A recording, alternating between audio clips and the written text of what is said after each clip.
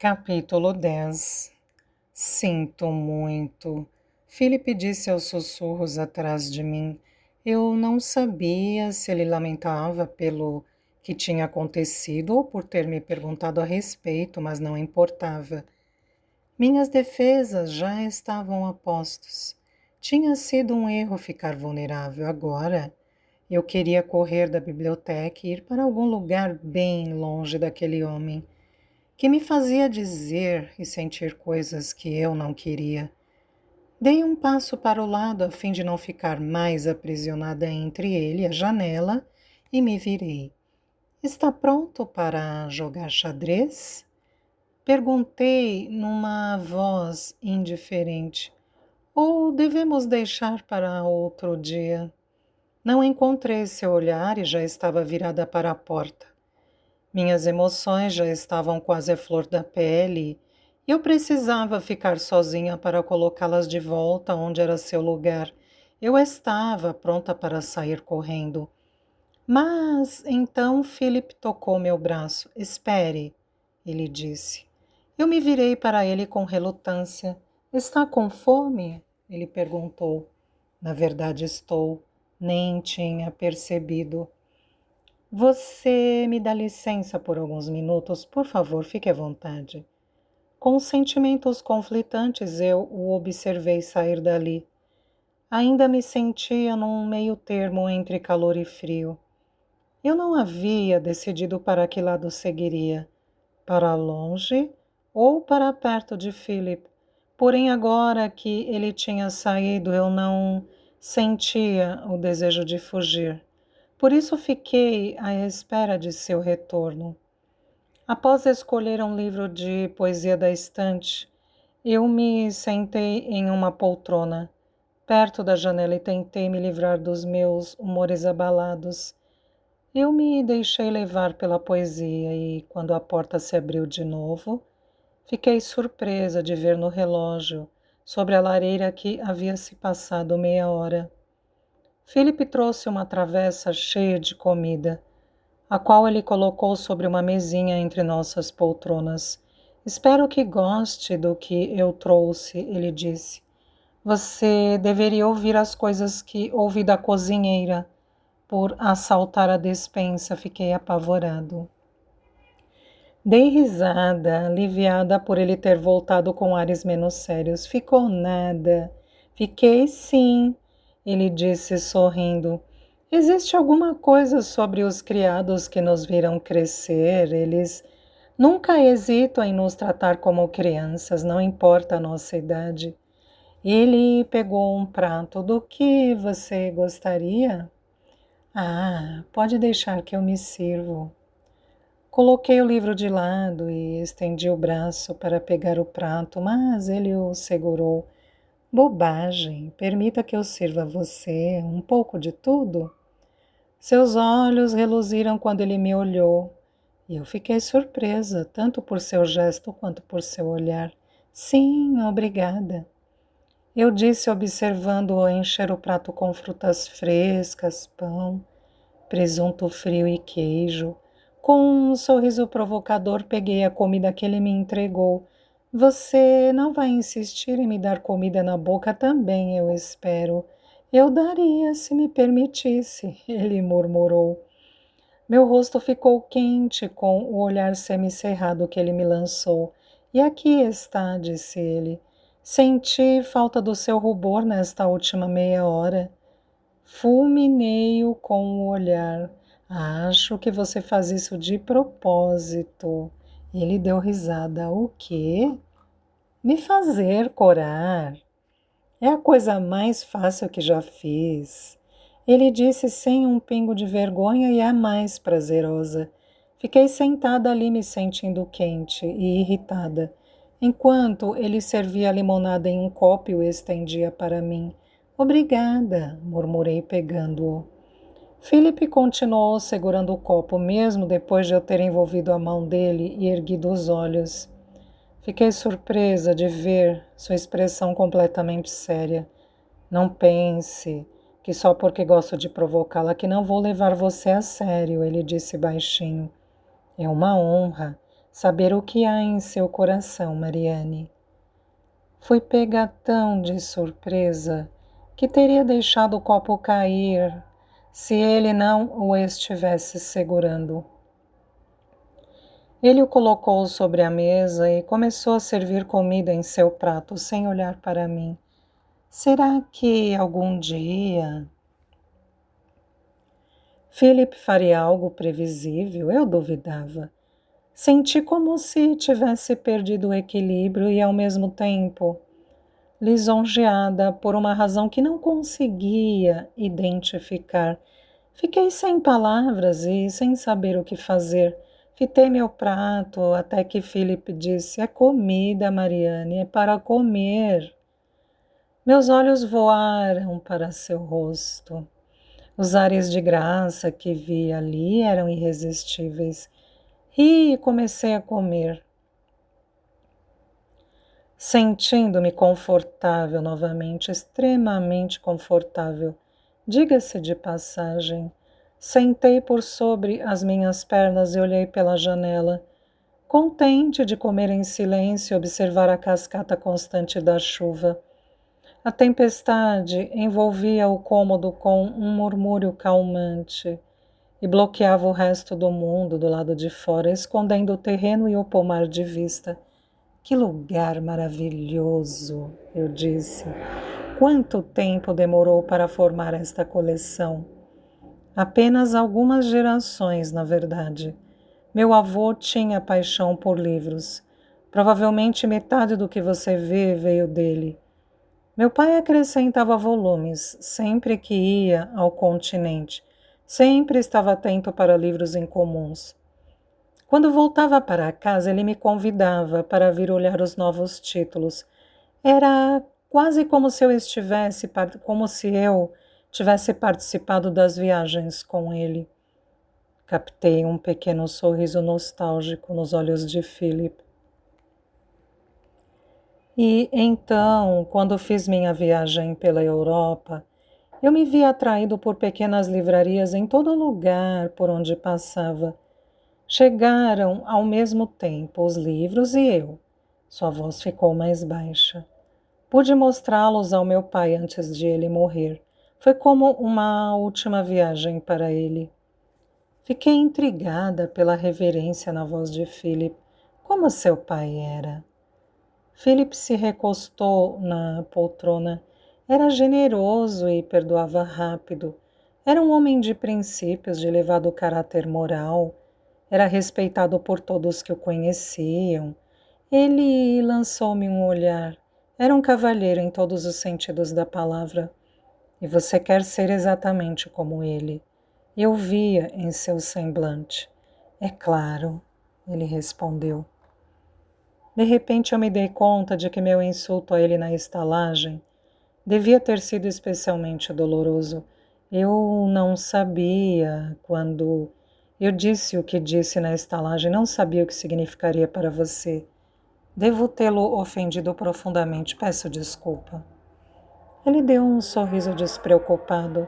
Nunca precisei mais de um insulto do que naquela noite. Por favor, não peça desculpa por isso. Observei Philip atentamente, atraída por seu sorriso fácil e pela forma como seus olhos se suavizavam quando ele falava do pai. Tudo o que eu sabia sobre ele eram algumas migalhas que ele me jogara. Eu tinha fome de saber mais.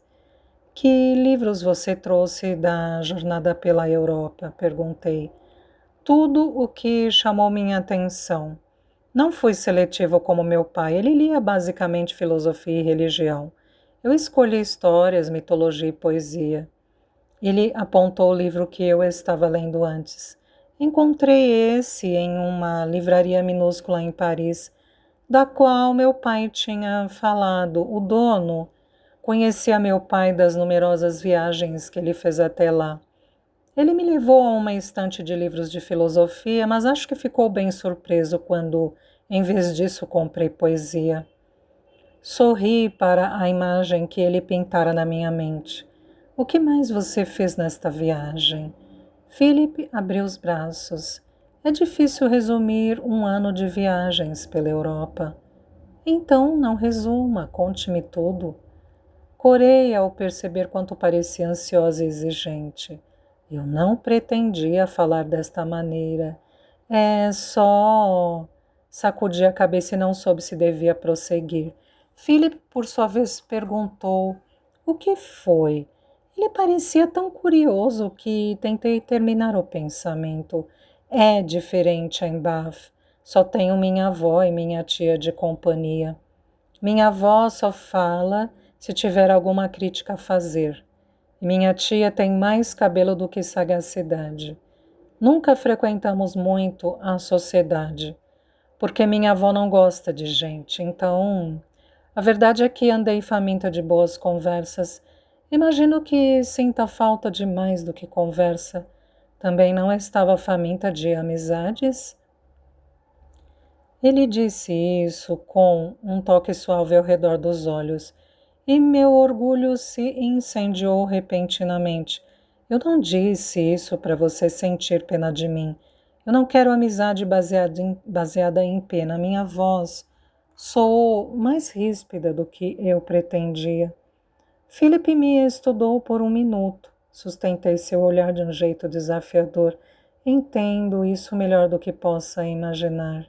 Ele disse por fim. Suas palavras conseguiram me desarmar efetivamente, entende? Perguntei surpresa. Ele olhou pensativo para as janelas. Você não quer ser amada pelos seus infortúnios e eu não quero ser amado pelas minhas posses. Não somos similares neste aspecto? Quando ele voltou, o olhar para mim, sua expressão me lembrou de como ele ficou quando estava me mostrando o retrato do irmão mais velho, Charles. O ar de perda em seus olhos me provocou um aperto no coração, desafiando-me a questionar: alguém amou você pelas suas posses? Era para Philip ter se ofendido com a minha pergunta pessoal, mas, em vez disso, ele sorriu um pouco e perguntou: alguém amou você pelos seus infortúnios? Não, mas tem medo de que alguém o faça. Assenti, pensando em como eu odiava me intrometer na vida dos outros, simplesmente porque eu dependia deles. Então, também somos similares neste aspecto. Seu olhar sustentou o meu. A compreensão se instalou entre nós com um mero olhar. Muito bem, então, falei. Observei os lábios de Philip se curvarem, em um sorriso ao mesmo tempo que os meus. Ele se inclinou em minha direção e disse em voz baixa: prometo não amar você pelos seus infortúnios. Corei com a ideia de dizer as palavras prometo e amar você na mesma frase para Philip. Mas eu precisava retribuir os votos. Qualquer outra coisa poderia soar indelicada. E eu prometo não amar você pelas suas posses. Pronto, eu tinha dito. Estava me sentindo ousada e destemida, talvez fosse por isso que sentia o estranho ímpeto de sorrir. Minhas faces doíam com o esforço de forçar minha boca a se conter num sorriso moderado. Peguei o livro como distração. Eu ainda gostaria de ouvir mais sobre a viagem, a menos que esteja atrapalhando outro compromisso. Estou inteiramente à sua disposição, Mariane, mas não quero entediá-la com histórias das minhas viagens. Me entediar? Eu encarei Philip. Eu nunca saí da Inglaterra. Nunca fui a Londres. Você imagina o que eu daria pelas suas experiências? Como pode pensar que está me entediando? Ele não respondeu, mas havia tamanho ar de deleite em seus olhos que precisei perguntar: por que está me olhando desse jeito? Você me chamou de Philip pela primeira vez. Corei. Era verdade. Eu o havia chamado pelo primeiro nome, mas com certeza não era minha culpa. Ele é que tinha insistido em me chamar de Mariane e me dito para parar de chamá-lo de senhor.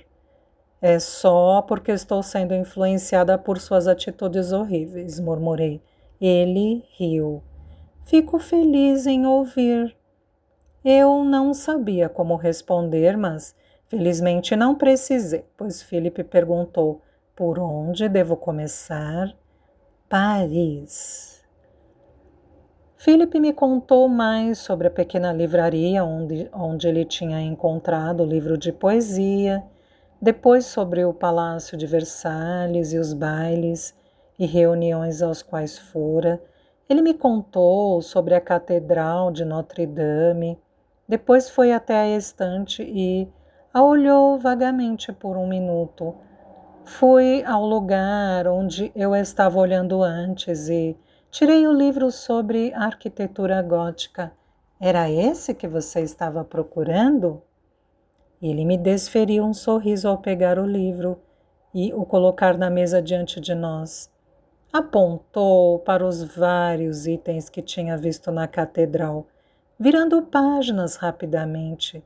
Sua voz ia demonstrando cada vez mais interesse e entusiasmo. De Paris, ele passou para a Itália, Veneza, Roma e Florença. Philip se levantou de novo e desta vez procurou, durante alguns minutos antes de voltar com um livro de desenhos.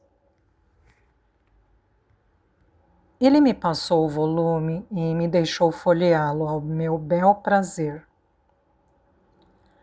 Apontando para estátuas que ele tinha visto, conversando sobre os artistas e sobre a preservação do trabalho, então me contou sobre as óperas italianas e sobre quando ficou em uma vila na costa, onde a água era tão límpida que dava para enxergar o fundo do oceano.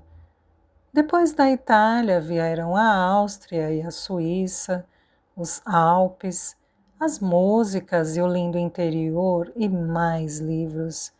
Ele me trouxe um sobre a Bavária e um livro sobre músicas folclóricas austríacas. Pedi que cantasse uma para mim. Sua voz era grave e encorpada, fácil de ouvir. Nada forçado ou artificial, era um som muito agradável. Enquanto Philip falava, seus olhos se iluminavam. Ele gesticulava ao contar os relatos e, quando sorria, todo o seu rosto era vívido e cativante. Depois de um tempo, eu já não tinha que fazer perguntas. Ele apenas falava e eu podia ficar ali, com o queixo apoiado na mão, no meu banquete de histórias, imagens, ideias diferentes das minhas. Philip abria mundos para mim com suas palavras. Eu não tinha noção do tempo e o céu encoberto escondia a passagem do sol, aprisionando-nos em um momento infinito e encantado. Só notei o mundo exterior quando Philip fez uma pausa no final de uma história e ouvi vozes fora da biblioteca. Elas furaram a bolha na qual eu estava suspensa e senti o mundo e o tempo voltarem a mim depressa. Mas eu não queria que voltassem. Queria me puxar de volta para as horas que tinham acabado de passar. Eu queria fechar a porta e deixar a chuva cair lá fora e ficar ali para sempre. Mas Philip parou e o silêncio marcou o fim de nosso tempo juntos. Adorei esta biblioteca, eu disse com um suspiro relutante em sair. Você é bem-vinda aqui a qualquer momento. Este é o seu santuário. Soube, assim que vi Philip ali, que aquele era seu pomar. Não quero perturbar. Nem mesmo se eu lhe pedir? Ele perguntou com um sorriso. Oh, bem, eu não sabia o que responder. Corei com minha própria falta de jeito. É muita gentileza sua. Não é muita gentileza minha. A biblioteca é para todos. E você deve se considerar livre para vir aqui sempre que quiser. Obrigada. E obrigada por passar o dia comigo. Não me lembro de um dia que eu tenha gostado mais em muito tempo. Ele estendeu a mão sobre o pequeno espaço entre nossas poltronas.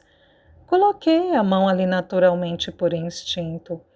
Ele se inclinou em minha direção com os seus olhos azuis reluzentes. Seu sorriso era tão cálido quanto uma porção de luz do sol. O prazer foi todo meu, Mariane.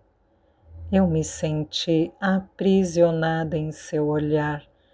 Fui de repente tomada pela sensação de que se eu olhasse fundo, o suficiente nos olhos de Philip, encontraria um lindo e importante segredo. Respirei profundamente e quando fiz isso eu me aproximei mais. A sensação foi ficando mais forte, convencendo-me de que era apenas a distância entre nós que estava me impedindo de descortinar a verdade. Se me inclinasse na direção dele, algo aconteceria, eu tinha certeza disso. Porém, se me afastasse, nada aconteceria. Então fiquei perfeitamente imóvel, equilibrada entre algo e nada, sem saber para qual lado queria cair. Philip também estava perfeitamente imóvel, como se aguardando minha decisão. Seus olhos, no entanto, não estavam à espera, como uma testemunha imparcial à minha decisão. Seus olhos me persuadiam de que eu queria essa alguma coisa. Eles me convidavam a me aproximar, me atraíam, convencendo-me a pender, a cair, a mergulhar naquelas profundezas azuis e nunca mais emergir. Ah, perdoem-me! A voz do Sr. Clampett de repente rompeu entre nós. Levei um susto, como se desperta de um sonho, e puxei a mão do domínio de Philip. A sensação que eu sentira desvaneceu como fumaça, de uma vela abafada deixando para trás fiapos, esbranquiçados de desejos sem nome. É claro que Philip tinha deixado a porta da biblioteca aberta. Ele era cavalheiro a ponto de fazer isso. Apesar disso, eu me perguntava o que seu tio tinha visto. Será que havia me pegado, fitando os olhos de Philip por aquele longo momento? Minhas faces queimavam com o pensamento.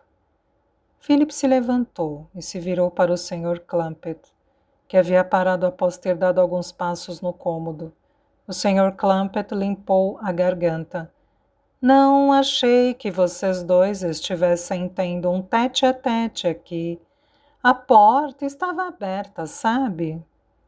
Seus olhos se voltaram rapidamente para a criada no canto, que tinha passado a tarde toda limpando os livros com dedicação. Sim, eu sei. Philip disse com um sorriso na voz. Precisa de alguma coisa? O Sr. Clampett ergueu um livro. Este aqui não fala nada sobre o rinoceronte indiano. Eu estava procurando um complemento para este volume. Ele inclinou a cabeça para trás, deixando o olhar viajar para as estantes altas, com uma expressão desesperançosa. Você não saberia por acaso se algo desta natureza pode ser encontrado aqui, saberia? Não estou inteiramente certo, disse Philip, com um olhar que era parte divertimento e parte pena. O Sr. Clampett soltou um suspiro e se aproximou de uma estante. Ele meneou a cabeça e murmurou algo que soava como desorganizado. Ao olhar para o relógio sobre a lareira, fiquei chocada ao ver que eram quase 18 horas. Hora de me trocar para o jantar. Eu tinha mesmo passado o dia todo ali. Nem chegamos a jogar xadrez, sabe? Eu disse a Philip, desculpe. Não peça desculpa, disse Philip. Nossa conversa foi muito mais agradável do que um jogo de xadrez. E agora tenho um motivo para requisitar seu tempo em outro dia. Tem planos para amanhã à tarde? Os únicos planos que eu tinha feito eram uma imersão nos encantos da propriedade. Eu lhe disse isso. Ele sorriu e respondeu: então me encontre aqui depois do almoço. Quando deixei a biblioteca, estava sentindo um ímpeto decidido a fazer algo próximo de rodopiar. A caminho do meu quarto, onde me trocaria para o jantar, fiquei pensando sobre o que tinha acontecido comigo naquele dia. Algo tinha acontecido, disse eu estava certa. Antes eu estivera parcialmente vazia, e de alguma forma agora eu me sentia plena por dentro, completa. Era um sentimento tão alegre quanto a luz do sol. Examinando meu coração, descobri que havia pedaços de mim que haviam desaparecido em Bath e que agora eu os tinha encontrado novamente, naquele dia com Philip, e eram pedaços de felicidade. Entrei em meu quarto com um sorriso no rosto, sabendo quem era responsável pela felicidade que eu havia encontrado. Philip tinha se tornado um amigo, e eu não sabia, até aquele momento, quanto sentia falta de uma companhia amigável.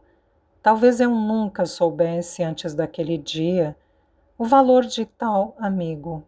Uma pessoa com quem podíamos conversar por horas, sem ver o tempo passar. Embora eu tivesse tido muitos amigos na vida, nunca soube como era me sentir aceita e estimada tão completa e imediatamente. Uma carta estava sobre minha escrivaninha, o que captou minha atenção enquanto Betsy trazia um vestido para eu me trocar para o jantar. Meu entusiasmo inicial ao ver o envelope mudou para decepção quando me dei conta de que era apenas o poema do Sr. Whittles, o que ele tinha me dado antes de eu deixar Bath. Betsy devia tê-lo tirado do meu vestido antes de levá-lo para lavar. Enquanto eu me vestia, pensei no Sr. Whittles, em como eu me senti aliviada de ter me livrado dele. Era uma grande sorte a minha ter vindo para cá e encontrado uma recepção tão calorosa entre os Windham. No entanto, simplesmente desfrutar do meu corrente estado de felicidade sem pensar nos outros me parecia muito egocêntrico. Talvez eu pudesse fazer alguma coisa para ajudar tia Amélia a conquistar o desejo de seu coração. O Sr. Whittle só precisava de um empurrãozinho na direção certa e eu tinha certeza de que ele seria feliz com minha tia. A sincera admiração dela afagaria muito bem o ego do sujeito. E ela também não era uma mulher sem atrativos. Coloquei o poema na gaveta da minha escrivaninha, determinada a pensar em uma forma de unir os dois.